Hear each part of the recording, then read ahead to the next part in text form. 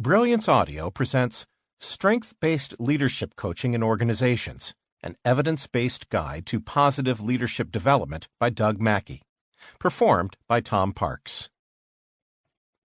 Leadership and its development in organizations are in crisis. Despite the billions of dollars spent annually on the identification and development of leadership potential within organizations, the rate of manager and leader derailment remains at an estimated 50 to 70%. The average CEO tenure is now 4.8 years, and high-profile failures of corporate leadership continue to dominate the news nearly a decade after the global financial crisis exposed the fault lines in so many corporate structures.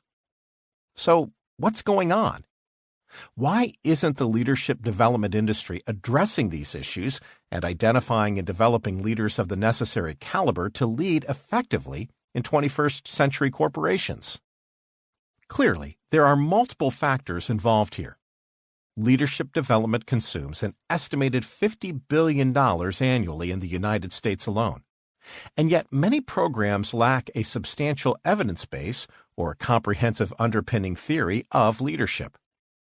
Crucially, it is still not apparent what specific elements of leadership development are effective, so the majority of courses take a heterogeneous approach where multiple elements are combined in the hope that some are generally effective and a few are specifically instructive for individuals engaging in leadership development. This results in a general convergence of topics and processes on leadership programs. Secondly, there is the transfer program. How do the leadership learnings on off-site leadership development programs, LDPs, get transferred back into the workplace? How are they integrated and appropriately utilized when the leader is back in their substantive role? This is a major issue, as estimates of the amount of training that actually get meaningfully utilized after a training process are often around the 10% mark, and the frequent lack of rigorous evaluation after training makes even these low estimates unreliable. The lack of rigorous evaluation after many leadership programs also promotes other challenges. Insufficient data regarding the relative efficacy of the multitude of possible leadership development options makes it near impossible to select those elements with the greatest impact. There are many reasons why leadership programs are not evaluated effectively. For example, when we evaluate leadership development, who do we ask and at what stage in the program do we ask them? Change takes time to work its way through the organization, from leadership behavior to follower response to team effectiveness and finally to organizational result. Consequently, most programs only assess satisfaction with the leadership program immediately after delivery.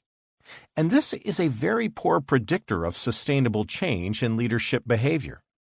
Without sufficient evaluation data, it comes down to the preferences of the program sponsor and the sales capacity of the program provider to determine the content and structure of leadership programs.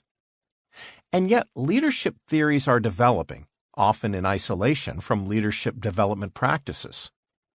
Theories have come a long way from the great man approaches that emphasized the primacy of inherited traits to situational models that paid more attention to the context in which leadership behaviors were manifest, to the positive models of authentic and transformational leadership we see today.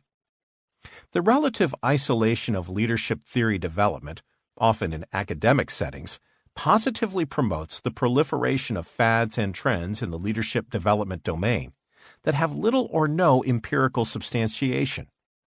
The research-practitioner divide blocks the development of effective leadership development processes, as academic theories are denied empirical testing in organizations, and practitioner models often develop with minimal empirical substantiation.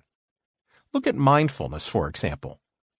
There are now many leadership programs that incorporate this into their modules, but despite the intuitive links between attentiveness and leadership performance, none of these associations have yet been demonstrated empirically. Positive models of leadership development offer the opportunity to bring some rigor and innovation into the leadership development process.